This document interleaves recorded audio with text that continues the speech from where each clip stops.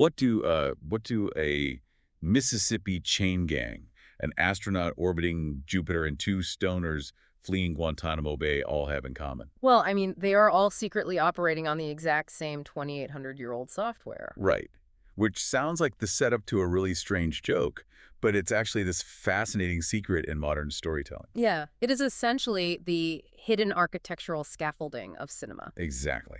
And that brings us to the mission for this deep dive, because, it is one thing to take a 2,800-year-old story and just adapt it directly. Right, like Christopher Nolan is actually doing that right now. Yeah, he's making a literal, straightforward adaptation of Homer's ancient Greek epic, the Odyssey. He's got Anne Hathaway playing Penelope. And Robert Pattinson is playing this highly menacing version of the aggressive suitor Antinesis, right? Yeah. But today we aren't looking at literal adaptations. We are taking a stack of research, including this really fantastic Esquire piece, to explore how this ancient blueprint shapes modern Hollywood storytelling in complete secret. Right, because we're looking at films that take this classic journeyman framework and just get outlandishly creative with it. Right, because not every movie with a road trip is automatically an Odyssey. Oh, absolutely not. It's vital to draw that line right out of the gate. I mean, the word Odyssey gets thrown around in casual conversation to describe basically any long trip or, mildly frustrating errand. Yeah, like going to the DMV. Exactly. But structurally, narratively, it means something incredibly specific. It's an engine. Okay, so let's unpack this, because I think people misuse the concept all the time. Think about it this way. If you have a terrible commute home from work, where there's gridlock traffic, your AC breaks, you spill hot coffee all over your lap. That's just a bad day. Right. An Odyssey is when your car breaks down, you get chased by a pack of wild dogs, and your GPS actively tries to drive you into a lake. The homicidal GPS is the key distinction there. Right. Because an Odyssey requires active, outrageous circumstances. It requires colorful, hostile foes who represent different psychological tests. And it requires these compounding, almost absurd detours where all hope seems completely lost. Yeah, and to help us track this, the research lays out this fantastic objective metric called the Odyssey test. Right. So for a narrative to truly qualify as being in this specific mythological tradition, it needs exactly 3 things. Let's lay them out for everyone. Okay, so first, you need a hero who is destined for home. The homeward trajectory. Yes, that trajectory is everything. Because if they are just wandering, it's an exploration. But if they are fighting to get back to a specific place, that creates the necessary gravitational pull. Makes total sense. Right. And second, you need intense side quests and sidekicks. The journey cannot just be a straight line. The tension comes entirely from the delays and the temptations that try to pull the hero off the path. M30. Third, you need a cyclops. A cyclops. Not just like a metaphor for a big problem, but a singular, recognizable, monstrous obstacle that directly mirrors the one-eyed giant from the original epic. Exactly. And this brings us perfectly into the first film in our stack. It's a movie that wears its ancient inspiration relatively plainly, but in doing so, it proves a fascinating point about how deeply this blueprint is hardwired into us. Oh, yeah. We're talking about the Coen brothers' masterpiece from the year 2000, O Brother, Where Art Thou? Yes. Which is such a brilliant starting point because it translates ancient Greece directly into the American South during the Great Depression. Yeah, when you think about it, the Depression-era South has its own deep mythological weight. Totally. Yeah. You've got the Dust Bowls, folklore, wandering musicians, larger-than-life outlaws. It's the perfect soil for an epic. And the character parallels here aren't just, clever. They function identically to the ancient archetypes. Right. So the protagonist is Ulysses Everett McGill. And Ulysses is literally just the Latin version of the name Odysseus. Oh, wow, right. Yeah. He is this dapper, fast-talking fugitive who escapes a Mississippi chain gang with one singular goal. To reunite with his wife. Exactly, to reunite with his wife. And her name is Penny, which is clearly a play on Penelope, Odysseus' wife, back in Ithaca. Right. And in Homer's epic, Penelope is fending off all these aggressive suitors trying to steal her estate because Odysseus has been missing for years. Which is Robert Pattinson's character in the upcoming Nolan movie. Exactly. But in Oh Brother, Penny's suitor is Vernon T. Waldrop, who looks like a beanpole, but he is surprisingly lethal in a fistfight. Yeah, he is. But wait, why does the hero need sidekicks? Like, if it's a deeply personal journey home, Wouldn't it be more dramatic if Ulysses was entirely alone? Well, if he were alone, he'd only have his own mind to battle. Oh, I see. Right. The second rule of the Odyssey test requires sidekicks because they act as external manifestations of the hero's internal flaws. So Ulysses is joined by two fellow prison escapees. Right, Delmar and Pete. And the side quests they go on are direct mirrors of Homer's epic because they test specific human weaknesses. Like the sirens. They face sweet-singing sirens, washing clothes in a stream, tempting them off their path with comfort and lust. Yeah, and they encounter a manic, depressive bank robber, representing the temptation of easy wealth and chaos. And there's that incredible moment where they actually believe one of the sidekicks has been magically transformed into a toad. Yes, which mirrors Odysseus's men being turned into swine by the witch Circe. See, I always thought that was just a bizarre, surreal joke in the movie. Well, it's funny, but it's doing really heavy narrative lifting. You see, in the ancient world, the ultimate fear of a long voyage was that the harshness of the sea would strip away your humanity. Wow. Yeah, becoming an animal means you completely forget your home. It's the ultimate delay. That completely changes how I view that scene. But okay, we have to talk about the third rule of the test. Yeah. The Cyclops. Right, Big Dan Teague. Yes. They cross paths with Big Dan Teague, who is this massive, imposing Bible huckster. And he wears an eye patch in daily life. Played brilliantly by John Goodman. So brilliantly. But more than that, he is a high-ranking member of the Ku Klux Klan. The film explicitly uses the KKK as a stand-in for the terrifying, monstrous obstacle of the Cyclops. Exactly. It takes the ultimate societal villain of that era and utilizes it as the mythological monster. They even note the dark humor that he only needs one hole cut into his Klan hood. That is wild. Right, because we are looking at the mechanics of storytelling here. Big Dan functions mechanically just like the Cyclops in the cave. Right, he traps the heroes, he overpowers them physically, he hurls them around. And the parallel of his defeat is brilliant. In Homer's epic, Odysseus defeats the Cyclops by blinding its one eye with a flame-sharpened branch. And in the film, Big Dan is crushed at a chaotic rally when a giant, burning wooden cross collapses directly onto him.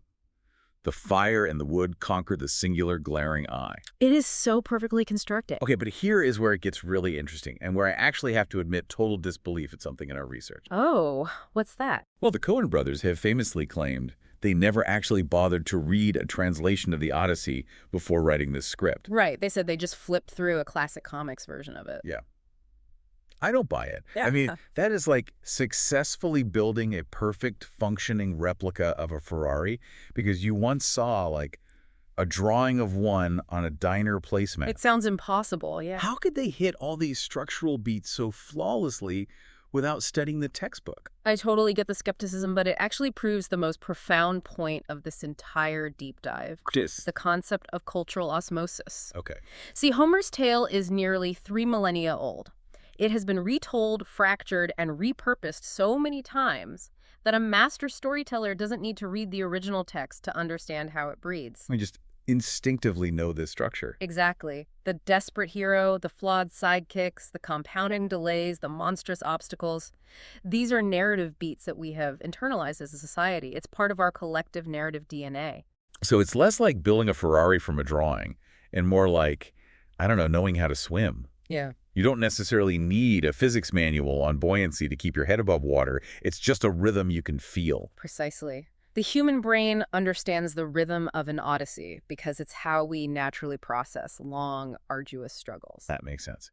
And if the Coen brothers proved that this ancient formula is hardwired into our cultural past, then another filmmaker on our list proves it's also our inevitable future. Right. Because when you strip away the dirt roads, the train tracks, and the oceans, what is the ultimate terrifying unknown? Deep space. Deep space. So let's pivot to 1968 to Stanley Kubrick and Arthur C. Clarke's masterpiece, 2001, A Space Odyssey. The transition from the sea to the stars here is just so conceptually rich. It really is. There is this incredible insight from an interview Stanley Kubrick gave back in 1965 while he was first conceptualizing the story with Clarke. What did he say? Kubrick realized that for the ancient Greeks, the vast, uncharted stretches of the ocean held the exact same mystery and terror that outer space holds for our generation. Oh, wow. Yeah. The far-flung islands that Odysseus washed up on were just as alien and deadly to the Greeks as Jupiter is to us. Space is literally just the new ocean. That reframes the entire visual language of the movie for me. The journey of the astronaut is fundamentally the journey of the ancient sailor, just on a massively larger canvas. Exactly. And 2001 spans these massive, terrifying distances of time. Right, starts eons ago with ape-like proto-humans on Earth. They are starving, they're terrified of predators. And then they discover this mysterious, flawless, black monolith. Yes, and it spurs an evolutionary leap. By touching it, they realize that old bones can be used as tools, specifically weapons, to beat their rivals for resources. And that realization leads to what is arguably the most famous edit in cinema history. The bone throw. Yes. A victorious proto-human tosses a clobbering bone high into the air. As it falls, rotating against the sky, the film cuts instantly to a drifting, cylindrical space station orbiting Earth in the year 2001. Millions of years of human evolution pass in a fraction of a second. Exactly. One tool simply becomes another. It establishes that this particular odyssey isn't just about a guy trying to get home. It's about the entire human race trying to navigate its existence. Right, and the story continues on the moon, where humans dig up a second monolith. The moment sunlight hits this thing, it emits a piercing, deafening radio signal aimed directly at the planet Jupiter. Which is terrifying. Think about the implication of the monolith. Some superior, incomprehensible intelligence is watching us. They left this thing buried on the moon, knowing that one day, once humanity advanced enough to leave our home planet, we would find it. Right, it was biding its time. But viewing the monolith as a Trojan horse is a genuinely terrifying concept. It implies that humanity invited this evolutionary cheat code into our existence, completely unaware of what unknowable thing was hiding inside it. That is the perfect way to look at it, because it sets up the central, desperate quest. Right, Dr. Dave Bowman is sent on a deep space mission to Jupiter to investigate this signal. And fulfilling the first rule of our Odyssey test, Bowman isn't some grand conqueror. He doesn't really understand the full cosmic scope of what he's sailing into. No, not at all. Ultimately, he is just a sailor lost in the deep, trying to survive the mission and eventually get home. Which brings us to the Cyclops. Yes, it does. And it's one of the most iconic villains in film history, HAL 9000. Right. HAL is the artificial intelligence program running the ship. And how does he observe the human crew? Through a single, unblinking, malevolently glowing red lens. He is literally the one-eyed monster guarding the cave of the spaceship. Yeah. When he realizes the humans might jeopardize the mission, he goes to war against these deep space sailors. And just like Odysseus, Bowman is the only one who survives the Cyclops. But to get to the end of his journey, he doesn't just sail into a harbor. He ventures through a reality-bending warp, the famous Stargate sequence. Which functions exactly like the Charybdis whirlpool that Odysseus has to navigate in the Strait of Messina. Oh man, right. It's a chaotic, swirling threshold that completely breaks down the laws of physics. When Bowman passes through it, he pinballs through time and space. He ages rapidly in a surreal alien room. He is forced to confront concepts that the human mind simply cannot fathom. And then, eventually, he is released. Like how in the original poem, the nymph Calypso eventually frees Odysseus to return home. Exactly. Here, Bowman is sent back to Earth, but he doesn't return as Dave Bowman the astronaut. No, he returns fundamentally, molecularly changed. He arrives back in orbit as the glowing space child. Right. So what is Kubrick actually saying here by applying this ancient blueprint to the distant future? Well, it proves that the Odyssey isn't just a physical survival guide about avoiding monsters. By applying the structure to the infinite vacuum of space, Kubrick reveals it as an existential framework. An existential framework. Yeah, it's a blueprint for how humanity confronts the truly unknowable. How do we test the absolute limits of the human mind? The scale in 2001 is infinitely larger, but the core truth remains the same. The journey changes the travelers so profoundly that the person who left home no longer exists. Exactly. So we've seen conscious homage with the Coen brothers, and we've seen this grand existential sci-fi elevation with Kubrick. Right. But the true power of this ancient framework is that it operates even when filmmakers aren't trying to be Homeric at all. It just seeps into the storytelling. Which is incredible. Yeah, and this brings us to what we can call the accidental Odyssey, which takes us from the sublime right down to the utterly absurd. I love this transition. We're talking about the 2008 high-stakes, lowbrow comedy, Harold and Kumar Escape from Guantanamo Bay. This is where the structural theory really gets put to the test, because the directors here created a sequel to a movie that was already a chaotic road trip. But this sequel crosses the threshold into a true mythological odyssey because of the highly specific structural details it accidentally relies on to build tension. Right, so the inciting incident happens when best friends Harold and Kumar are falsely arrested on a flight to Amsterdam because a bong is mistaken for a bomb. Which operates as a satire on xenophobia, the mistreatment and suspicion of the other. It's that societal misunderstanding that lands them in an offshore military prison. But narratively speaking, their overarching goal fits the Odyssey test flawlessly. They just want to escape and get Kumar back home to the arms of his girlfriend before she marries the wrong guy. It's the Penelope dynamic all over again. Yes, that homeward-bound engine is running at full speed. And then the delays begin. They make a highly dangerous escape by sea, landing in the swamps of the American South. They encounter a group of literal sirens, temptresses at a brothel, who try to derail their mission. And perhaps most mythologically, they are aided by figures that function exactly like the chaotic, meddling gods of Mount Olympus. Oh my gosh, yes. We get a hyper-sexed, sociopathic version of Neil Patrick Harris playing himself. And a bizarre, erratic version of then-President George W. Bush. Right. These figures swoop in with immense power, either aiding or obstructing our mortal heroes on an absolute whim, completely detached from the consequences. That is perfect. And we absolutely cannot forget the Cyclops. They end up trapped in a cave-like basement, and they face a strange, deformed mutant kid who emits a terrifying, high-pitched whistle. And his name is Cyrus. Literally Cyclops. It's hiding right in plain sight. Oh. But I have to call a timeout here. I have to challenge this premise. Go for it. When I first looked at this, my immediate reaction was deep skepticism. Sure. The original Harold and Kumar movie was already a chaotic road trip with wrong turns and dangerous foes. Since nobody associated with this sequel intentionally meant to connect these two stoners with Homer's epic poem, aren't we just experiencing pareidolia? Pareidolia. The psychological phenomenon where you look at a random cloud, Right. your brain forces you to see a face. Right. If you squint hard enough, isn't literally every road trip movie secretly the Odyssey? That is a completely valid challenge. It's incredibly easy to project the hero's journey onto almost anything if you force the puzzle pieces together. Right. But what counters that skepticism, what elevates this from pareidolia to genuine structural phenomenon, is the density of highly specific tropes. The density of them. Yes. It's not just that they go on a trip and face generic problems, it's that they make a sea escape. They face literal sirens offering sexual temptation to delay them. Right. They interact with chaotic, godlike figures who control the world around them, and they are trapped by a literal one-eyed obstacle named Psy. Okay, I see your point. The inclusion of all the specific elements entirely by accident proves something remarkable about how writers create conflict. Wait, so you're saying that when writers sit down to write escalating comedic chaos, they accidentally reinvent the wheel? Precisely. This specific hero's gauntlet is so universal, it has become our default, unconscious blueprint for processing chaos. Wow.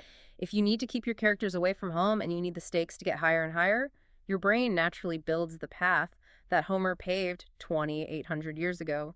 Delay, temptation, meddling powers, monstrous obstacle. That is wild. It's like the architectural scaffolding of storytelling is completely universal. Yes. You can build a sweeping Southern Depression-era folktale on it.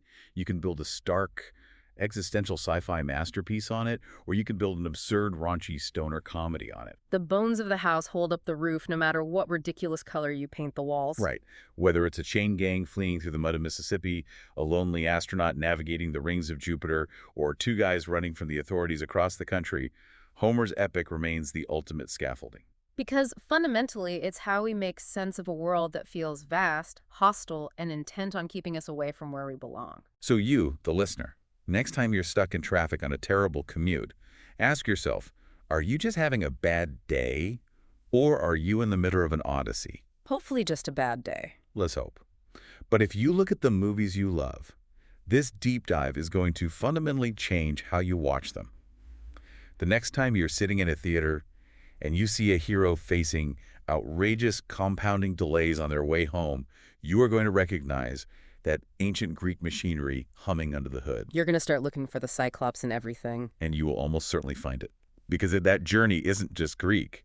It is the human journey. Absolutely. But I want to leave you with a final thought today, something to mull over the next time you watch one of these films. What's that? Well, we spent all this time talking about heroes fighting desperately through unimaginable circumstances just to return home. But consider the intense detours, the reality-bending warps, the sheer psychological trauma of the monsters they face. If everyone who survives an Odyssey comes back fundamentally, permanently changed, like Dave Bowman returning as the glowing space child, totally transformed by what he endured, Yeah. does the home they fought so hard to get back to even exist for them anymore? Once you've survived the Cyclops, can you ever truly return to the same Ithaca?